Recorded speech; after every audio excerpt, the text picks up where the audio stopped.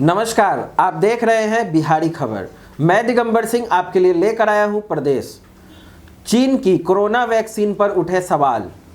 Panama Pfizer biotech की corona vaccine को मंजूरी। नेपाल के पशुपतिनाथ मंदिर श्रद्धालुओं के लिए फिर खोला गया। फिलीपींस में महसूस किए गए भूकंप के झटके। पिता बने केन विलियमसन, पत्नी सारा रहीम ने बच्ची को दिया जन्म। अब खबरें विस्तार से। चीन की कोरोना वैक्सीन पर उठे सवाल। ब्राजील की हेल्थ रेगुलेटर ने चीन की कोरोना वैक्सीन कोरोना वैक की पारदर्शिता पर सवाल उठाए हैं। एजेंसी की ओर से कहा गया है कि वैक्सीन को इमरजेंसी मंजूरी के लिए किए जा रहे प्रयासों में पारदर्शिता नहीं है। दरअसल चीन की वैक्सीन कोरोना वैक का अंतिम चरण का ट्रायल किया जा रहा है। यह वैक्सीन चीन की निजी लेबोरेटरी सिनोवैक ने भूटान के साओ पालो के साथ मिलकर विकसित किया गया था। यह मुद्दा ब्राजील की राजनीति में चर्चा का विषय बन गया है। हालांकि चीन की ओर से इन आरोपों का खंडन करते हुए कहा गया है कि कई देशों ने सुरक्षा और प्रभावशीलता की व्यवहारिक अभिव्यक्ति के आधार पर उनकी वैक्सीन को मंजूरी दे दी है। विदेश मंत्रालय के प्रवक्ता वांग वेनबिन ने नियमित प्रेस ब्रीफिंग के दौरान कहा कि चीनी कंपनियां वैज्ञानिक नियमों और नियामक आवश्यकताओं के अनुसार वैक्सीन विकसित कर रही है। पनामा में फाइजर बायोटेक की कोरोना वैक्सीन को मंजूरी। पनामा की सरकार ने अमेरिकी कंपनी फाइजर और जर्मनी की कंपनी बायोटेक की कोरोना वैक्सीन को इमरजेंसी यूज के लिए मंजूरी दे दी है। वैक्सीन की पहली खेप साल 2021 की पहली तिमाही में आने की उम्मीद है। पनामा के स्वास्थ्य मंत्रालय की ओर से यह जानकारी दी गई है। मंत्रालय की ओर से ट्विटर पर कहा गया है कि पनामा की सरकार ने फाइजर की कोरोना वैक्सीन को आपातकालीन इस्तेमाल के लिए मंजूरी दे दी है।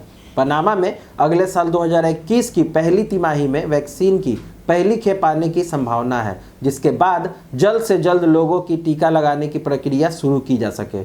इस प्रक्रिया के दौरान हेल्थ केयर वर्कर्स, वरिष्ठ लोगों और सुरक्षा कर्मियों को प्राथमिकता दी जाएगी।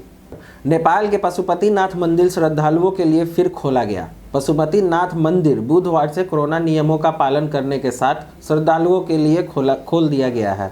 पशुपति एरिया डेवलपमेंट ट्रस्ट की ओर से इस बात की पुष्टि की गई है। कोरोना के कारण मार्च में किए गए लॉकडाउन के दौरान मंदिर बंद था। अब यह मंदिर रोज सुबह 6 बजे से रात 12 बजे तक खुला रहेगा। पशुपति एरिया डेवलपमेंट ट्रस्ट के मेंबर सेक्रेटरी प्रदीप धाकल ने बताया कि मंदिर में आने वाले श्रद्धालुओं को फेस मास्क पहनना अनिवार्य है। अभी विशेष पूजा का आयोजन नहीं किया जाएगा।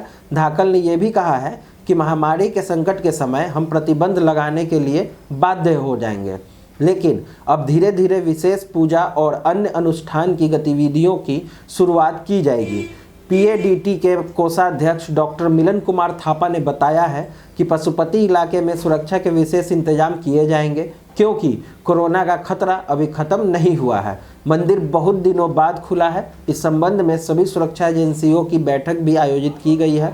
पीएडीटी के कार्यकारी निर्देशक डॉक्टर घनश्याम खाटीवारा ने बताया है कि महामारी के कारण पीएडीटी को लगभग 700 मिलियन रुपए का नुकसान हुआ है। हालांकि इस दौरान नियमित आरती और अन्य आवश्यक सेवाएं जारी थी।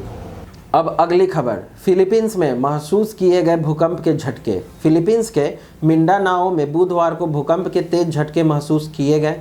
रिएक्टर पैमाने पर भूकंप की तीव्रता 6.3 मापी गई है। नेशनल सेंटर फॉर सिस्मोलॉजी के अनुसार भूकंप के झटके तड़के 4:52 पर महसूस किए गए।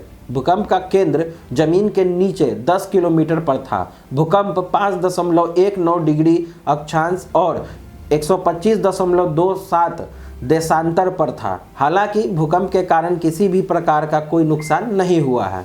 पिता बने केन विलियमसन, पत्नी सारा रहीम ने बच्ची को दिया जन्म। न्यूजीलैंड के कप्तान केन विलियमसन पिता बन गए हैं। उनकी पत्नी सारा रहीम ने एक बच्ची को जन्म दिया है। विलियमसन ने इंस्टाग्राम पर अपने नवजात शिशु को पकड़े हुए एक तस्वीर साझा की और उन्होंने पोस्ट को कैप्शन दिया, हमारे परिवार में एक सुंदर बच्ची का स्वागत करते हुए बहुत खुशी हो रही है।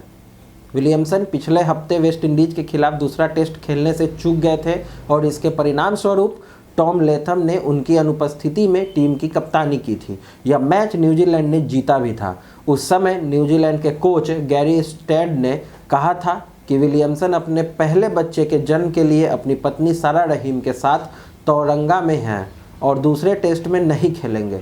वेस्टइंडीज के खिलाफ पहले टेस्ट मैच में विलियमसन ने अपने कैरियर की सर्वश्रेष्ठ पारी खेलते हुए 251 रन बनाए थे।